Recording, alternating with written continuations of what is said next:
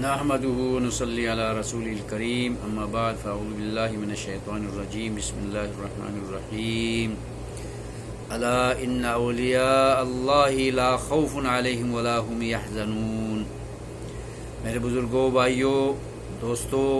بیٹوں، ماؤں، بہنوں اور بیٹیوں، السلام علیکم ورحمۃ اللہ وبرکاتہ۔ گزشتہ 3 ویڈیوز میں نے نشر کی ہیں یوٹیوب کے توسط سے، اجالا، چاندنی، امید اسلامک چینل سے۔ ان میں اللہ رب العالمین کو اپنے بندوں کا ولی، کارساز، مشکل کشا، حاجت روا، مولا دستگیر اور بگڑی بنانے والا ہونا قرآن کی روشنی میں ثابت کیا ہے، اور حقیقت بھی یہی ہے۔ اور یہ بھی میں نے ایک ویڈیو میں بیان کیا ہے کہ اللہ ہی مومنین کا، ایمان والوں کا، اللہ کے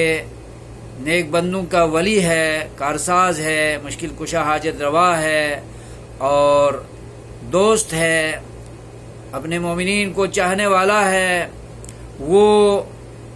کفر سے، شرک سے، جہالت سے، نادانی سے اور اللہ کو ناراض کرنے والے کاموں سے نکال کر انہیں صراط مستقیم پہ گامزن کرتا ہے اور اپنی اطاعت پہ لا کھڑا کر دیتا ہے اور تقوی کے کاموں پر انہیں گامزن کرتا ہے اور انہیں اچھائی پہ چلاتا ہے۔ تو اللہ اس طریقے سے مومنین کا ولی ہے، مشکل کشا ہے، حاجت روا ہے اور آسانیاں فراہم کرنے والا، مشکلات دور کرنے والا اور بگڑی بنانے والا، اولاد دینے والا، دولت دینے والا، رزق دینے والا اور بگڑی بنانے والا، آزمائشوں سے نکال کر آسانیوں کی طرف لانے والا اکیلا اللہ ہی ولی ہے، اللہ ہی دوست ہے۔ اللہ کے علاوہ کوئی بھی اللہ کے بندوں کا، مخلوق کا، انس و جن کا ولی، کارساز، مشکل کشا، حاجت روا نہیں ہے۔ یہی قرآن و حدیث کی تعلیمات ہیں، یہی صراط مستقیم کا بول ہے، نعرہ ہے اور تعلیم ہے۔ اور اس کے بعد میں نے بیان کیا تھا کہ اللہ کے ولی تقوی اختیار کرنے والے لوگ ہوتے ہیں، مجذوب اور پاگل قسم کے لوگوں کو ولی نہیں کہا جاتا۔ اللہ ایسے لوگوں کو نہیں چاہتا، اور جو اللہ کے اوامر و نواہی کی پابندی کرنے والے، دین اسلام پر صحیح معنوں میں چلنے والے، تقوی اختیار کرنے والے لوگوں کو متقین کہا جاتا ہے، اور متقین ہی اللہ کے دوست ہیں، اللہ کے ولی ہیں۔ تو جن کی نسبت اللہ کے دوست ہونے کی جاتی ہے، تو اس کا یہ معنی نہیں ہے کہ وہ اللہ کے کارساز ہیں، اللہ کی مشکل دور کرنے والے نہیں، اللہ کو چاہنے والے ہیں۔ اور اللہ کی طرف جب ولایت کی نسبت ہو تو اللہ مشکل کشا، حاجت روا، مولا، دستگیر، کارساز، معبود اور مسجود، خالق، مالک، رازق، یہ سارے اوصاف اللہ رب العالمین کو حاصل ہیں، ولی کے حوالے سے بھی اور رب کے حوالے سے بھی، الہ کے حوالے سے بھی۔ یہ سارے اوصاف و شمائل اللہ رب العالمین کے علاوہ کسی کو حاصل نہیں ہے۔ اس ویڈیو میں یہ بیان کرنا چاہتا ہوں کہ جو لوگ تقوی اختیار کر کے اللہ کے دین پر کامل ایمان رکھ کر عمل صالح جو کرنے والے لوگ ہیں، جب وہ اللہ کے دوست بننے کی حد تک پہنچ جاتے ہیں، اللہ کی مرضی کے خلاف وہ کوئی کام نہیں کرتے، ان کی نگاہ اللہ کی مرضی کے مطابق اٹھتی ہے، ان کے پاؤں اللہ کی مرضی کے مطابق چلتے ہیں، ان کے ہاتھ اللہ کی مرضی کے مطابق استعمال ہوتے ہیں، ان کے کان اللہ کی مرضی کے چیزیں سنتے ہیں، اور اللہ کو خوش کرنے والی باتیں، بیانات، موضوعات اور تعلیم، تربیت اور نیکیاں اپنے کانوں سے سنتے ہیں۔ اللہ کی ناراضگی والی باتیں کانوں سے سنتے نہیں ہیں، وہ کانوں کو پھیر لیتے ہیں اور ان کی زبانیں حق بولتی ہیں، توحید پر گامزن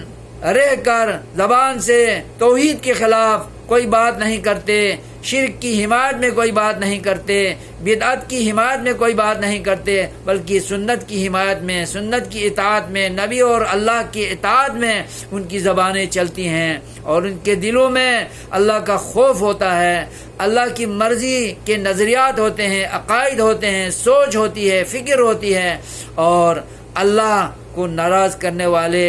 امور سے نفرت ان کے دلوں میں بستی ہے۔ تو ایسے جو لوگ ہیں ان کو لا خوف علیہم، انہیں آخرت میں کوئی خوف نہیں ہوگا رب کے عذاب میں مبتلا ہونے کا، رب کی ناراضگی کا، دوزخ میں جانے کا، اور دوزخ کی عقوبتوں میں مبتلا ہونے اور عذاب یافتہ ہونے کا کوئی خوف نہیں ہوگا۔ ولا ہم یحزنون، اور نہ ہی انہیں کوئی غم لاحق ہوگا، کوئی فکر لاحق ہوگی۔ اللہ تبارک و تعالی جن کا دوست ہو، جن کا مشکل کشا ہو، جن کو چاہنے والا ہو، تو پھر انہیں اللہ کو چاہنے والوں کے لیے کوئی خوف ہو ہی نہیں سکتا، کوئی غم فکر لاحق ہو ہی نہیں سکتا۔ ہمیں اللہ کے دوست بننے کی ضرورت ہے، اللہ کی مرضی کے مطابق چلنے والے ہونے کی ضرورت ہے، اللہ تعالیٰ کی اطاعت اور رسول کی اطاعت کر کے صراط مستقیم پر چلنے کی ضرورت ہے، اس کے احکامات کی پابندی کرنے اور اس کے احکامات کے خلاف نہ چلنے کا عزم کر کے اللہ کو خوش کرنے کے کام زندگی کے ہر لمحے میں، زندگی کی ہر گھڑی میں کرتے رہیں گے، تو پھر اللہ تعالیٰ کہ ہاں قیامت میں انہیں کسی عذاب کا خوف ہوگا، اور نہ ہی سزا کا خوف ہوگا، اور نہ ہی نعمتوں میں کمی ہونے کا خوف ہوگا، غم ہوگا، بلکہ جنت انہی کی وراثت ہے۔ اور اللہ فرمائے گا کہ ادخلوا الجنہ، جنت میں داخل ہو جاؤ، بما کنتم تعملون، بما کنتم تکسبون، تم دنیا میں اچھے کام کرتے رہے تھے، اچھی کمائی کرتے رہے تھے، میری مرضی پر چلتے تھے، میرے دین پر چلتے تھے، میرے اور میرے پیغمبروں کی مرضی پر تم اپنی زندگی گزارتے رہے تھے، لہذا آج ان اعمال اور نیکیوں کے بدلے میں آج خوشی خرمی کے ساتھ، فرحتوں اور خوشیوں کے ساتھ،